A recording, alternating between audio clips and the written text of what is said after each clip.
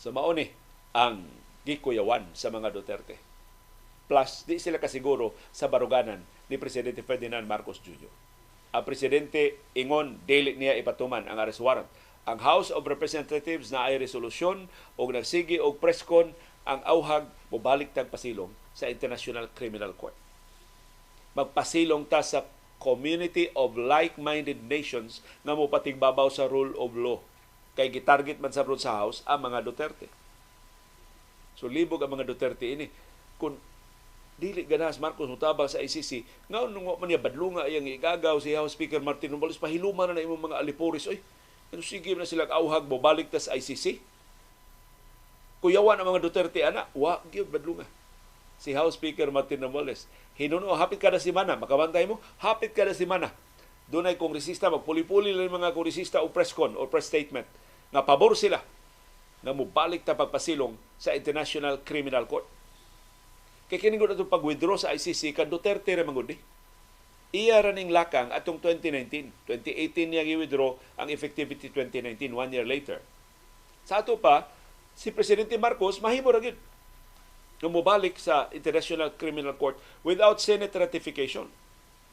Kaya ang Senado wa man mo ratify sa withdrawal ni kanhi Presidente Rodrigo Duterte. Sa record sa Senado, ila man gi-ratify ang atong membership sa ICC atong 2011. Atol sa administrasyon ni anhing Presidente Noynoy Aquino.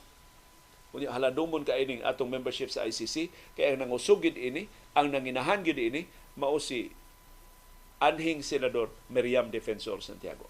Usa ni sa labing nindot nga kabilin ni Miriam Defensor Santiago. Nagduda man itong mga senador, nganong mag-ICC man ta? Sus, may sila pagkasabot ni anhing Senador Miriam Defensor Santiago. Nga, tumantag balaod, atong dasunan. Kining balaod nga mupatuman sa hustisya bisan batok sa labing gamhanan nga mga opisyal. Wa man katay gikahadlukan, wa man katay magplano nga doon natay patyon, doon natay kawaton, doon natay lubaon. O nagplano mo, wa man ko magtuo nga masakpan mo. Pirma mo ani. Mo to, mayuriyas mga senador ni ratify sa atong membership sa International Criminal Court in 2011. Sa ato pa subject as jurisdiction sa ICC since 2011 hangtod sa formal na to nga pagawas in 2019. So kining wow katuig na membership nato sa International Criminal Court maoy subject sa jurisdiction sa ICC. Di ka pang imbestigar ang ICC sa mga krimen nga nahitabo before 2011. Kaya di pa man ta member. Di siya ka-imbestigar sa mga krimen nga nahitabo after 2019. Kaya di naman ta member. Pero from 2011 to 2019, member ta sa International Criminal Court. Doon na sila jurisdiction sa mga krimen nga nahitabo anang mga tuiga bisan gawas na takaron sa International Criminal Court. Mao nay lagda sa ICC. Mao nay gratify sa Senado. Mao nay commit sa Pilipinas sa iyang pagpamiyembro sa International Criminal Court atong 2011. So hinaot nga ang administrasyon ni Presidente Ferdinand Marcos Jr. mutarong aning ila baraha kay murag obvious naman nga ang administrasyon Marcos eventually mopatuman gyud sa arrest warrant batok sa mga Duterte. Gihanigan na lang ni karondaan. O usas mga hanig-ani ka ng briefer nga giandam sa Department of Justice. Naa sa briefer ang tanang legal options sa administrasyon. Apil na ang pagpasako pagbalik sa International Criminal Court. Of course, apil ang pagpadakop ni Duterte o sa iya mga sinugo. Kung doon na arrest warrants nga luwatan ang ICC batok nila. Sus. Kana ra bang moskitero? Kasuway mong moskitero sa gagmay pa mga bata. Kami kung kapuyo mamig Mindanao, nagkaglamok dito. So, naami moskitero.